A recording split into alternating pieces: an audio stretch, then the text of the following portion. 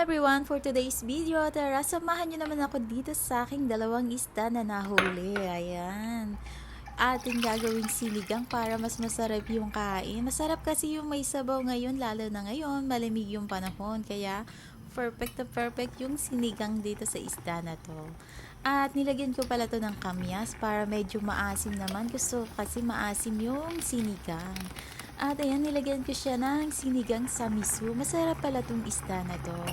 At ayan guys, nilagyan ko lang siya ng lettuce kasi yan lang yung available dito. Masarap naman kasi itong lettuce na ilagay sa sinigang.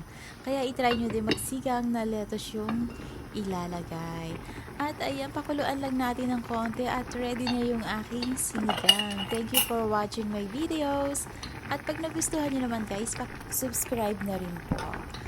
Ayan, it's time to eat na. Thank you for watching and see you on my next video guys. Have a good day everyone.